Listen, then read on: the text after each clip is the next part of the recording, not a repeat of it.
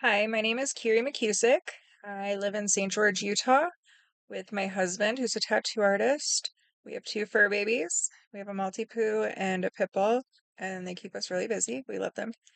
I graduated in August with my bachelor's and certification as a substance use disorder counselor. The reason I am pursuing my master's in clinical mental health counseling is because um, in Utah, the nature or state of addiction recovery has moved to a place where you primarily will have to be pursuing or have a master's degree in the near future. It's not completely made that shift yet. However, the location I did my internship with, they wanted to hire me, but they needed me to be at least enrolled in a master's program.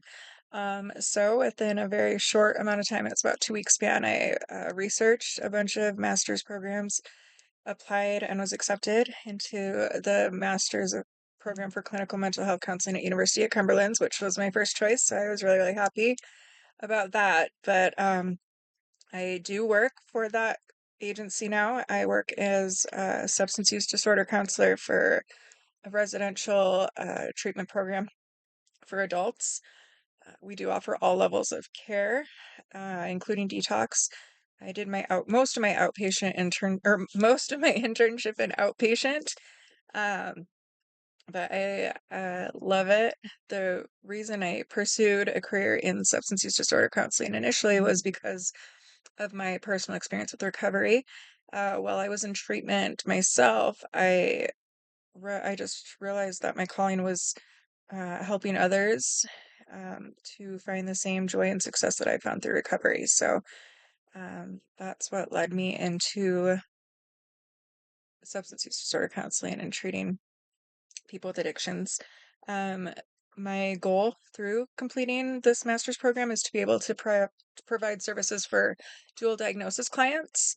Um, it appears that most of, if not of the vast majority of individuals with a substance use disorder, they generally, if they aren't self-medicating, uh, I mean, even numbing, depressive symptoms, with substances or trying to change their mood, or reduce anxiety through using alcohol or, you know, benzodiazepines, whatever it might be, opiates.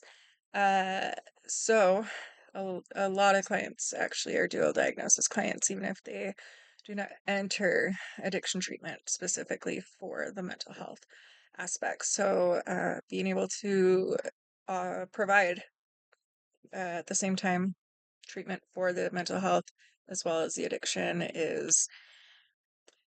it's been shown in a lot of research to be the most effective way.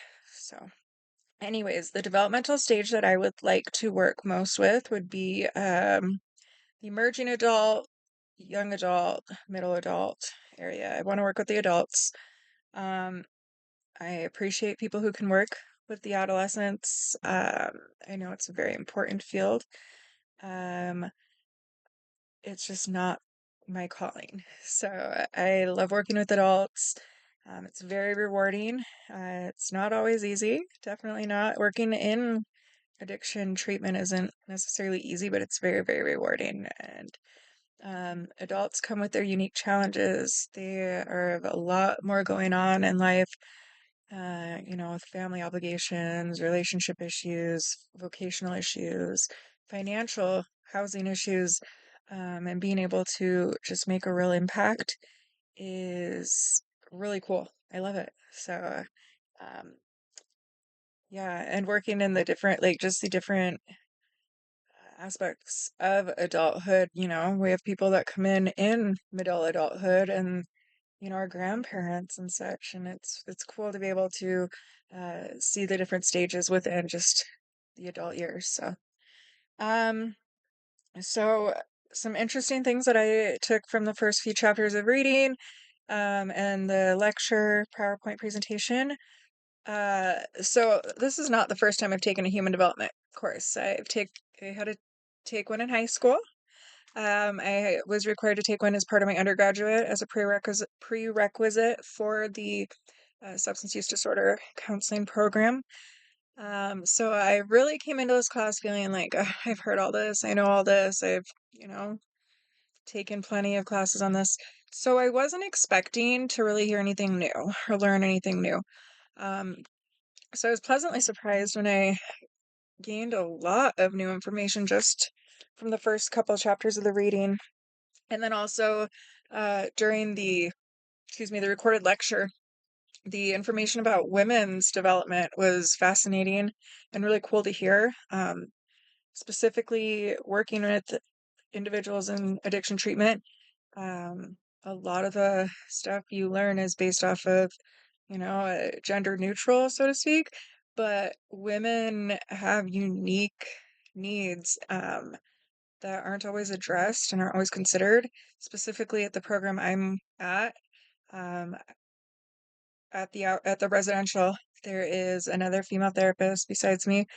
Um, and before I was there, a lot of the female trauma clients were um, being seen by the male counselors. And, since I've come on, I've been able to be a very valuable asset in providing trauma informed services. And, I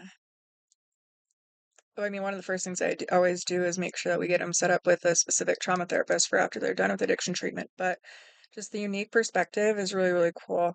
Um, to be able to help those women. Um, and so learning more about the women's like developmental theories and stuff is awesome.